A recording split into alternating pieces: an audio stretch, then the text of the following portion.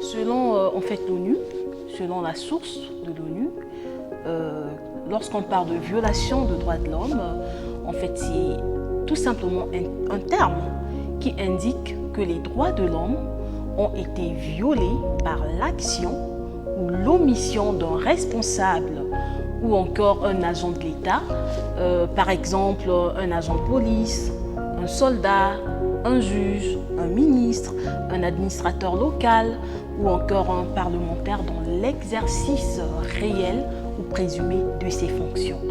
Donc voilà à quoi nous renvoient en fait les violations des droits de l'homme. Par contre, abus de droits de l'homme, lorsqu'on parle d'abus, c'est un terme plus général qui englobe les abus de droits de l'homme commis par des acteurs non affiliés à l'État, tels que les groupes rebelles, les personnes morales, etc. Donc voilà déjà la différence. De l'autre côté, violation de droits de l'homme, c'est un responsable de l'État. On a cité un ministre, un administrateur, un juge, un parlementaire, un policier dans l'exercice réel de ses fonctions ou encore présumé de ses fonctions. Par contre, l'abus des droits de l'homme, c'est un terme plus général qui englobe que les abus des droits de l'homme ont été commis par des acteurs non affiliés par l'État. Alors, oui, on peut parler de quelques exemples courants d'actions et omissions qui débouchent en fait sur les violations des droits de l'homme. Nous avons en fait des actions, on peut dire délibérées, qui aboutissent sur des violations des droits de l'homme. Par exemple, une action délibérée, nous avons par exemple l'arrestation ou la détention d'une personne par un agent de la police sans mandat d'arrêt ou raison valable. Voilà, il n'y a pas de raison valable. Vous venez arrêter une personne sans mandat d'arrêt, c'est une violation de droits de l'homme. Et ça, c'est fréquent. Et nous saisissons donc cette opportunité pour dire plus à main. Voilà. Il faut établir un mandat d'arrêt en bonne et due forme. Mais sans raison valable, voilà, on arrête et on appelle ça une violation de droits de l'homme. Alors, autre exemple, lorsque un détenu est torturé, vous savez que la torture est interdite. Mais lorsqu'un détenu est torturé pendant qu'il est détenu par des policiers ou les militaires ou encore la gendarmerie, mais ça aussi c'est une violation de droits de l'homme. C'est une violation de droits de l'homme. Le viol des femmes ou des filles, on peut dire par des hommes habillés. Quand on parle des hommes habillés, militaires, police, c'est une violation de droits de l'homme. Alors lorsque des policiers ou des militaires, également qui sans raison, ouvrent par exemple le feu sur des manifestants pacifiques, c'est une violation de droits de l'homme.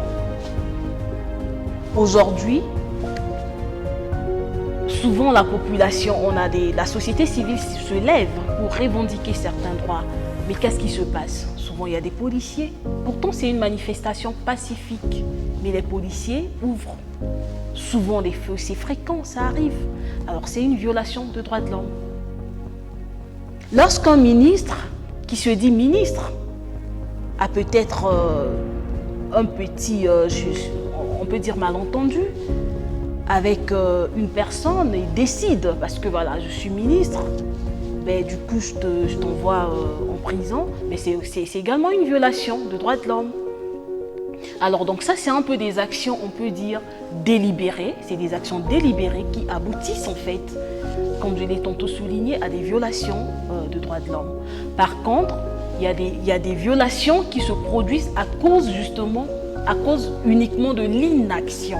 Parce que l'inaction également aboutit à des violations de droits de l'homme. Je prends un exemple.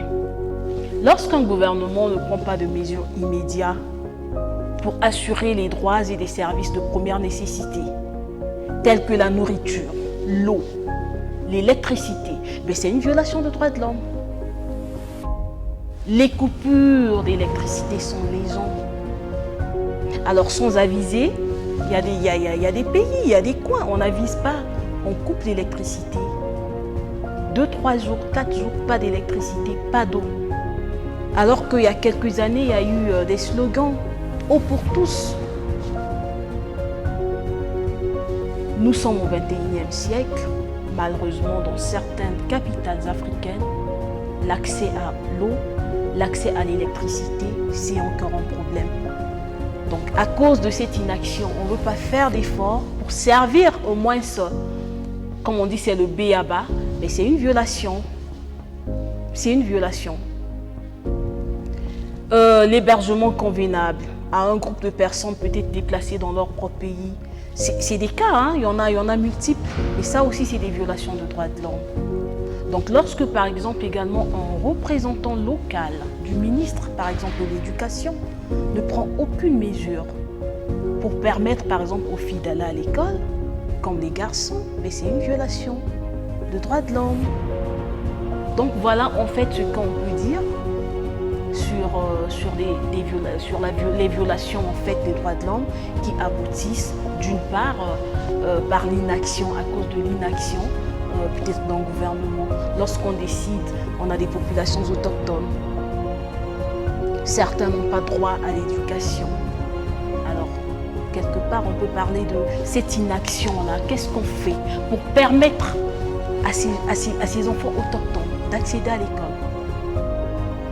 Lorsqu'on ne le fait pas, lorsque les actions ne sont pas prises, en ce moment-là, on peut dire que leurs droits également, les droits sont violés.